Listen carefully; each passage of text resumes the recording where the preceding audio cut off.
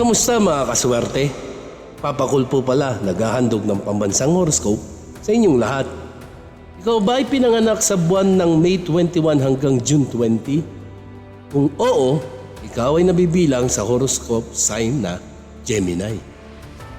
Bilang isang Gemini, ikaw ay witty at malikhain, pero parang may palaging internal conference.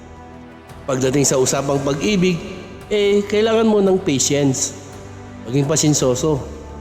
At sa karir, bagay sa inyo about communication.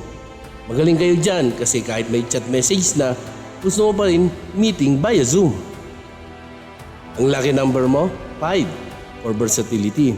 And ang lucky day mo naman, Miyerkules, kasi gusto mo laging updated. Ngayon ay alam mo na ang iyong horoscope sign. Para lalo lumapit sa iyo ang swerte, mag-like, share, subscribe, and follow para din malaman mo ang iyong daily sign prediction. Salamat!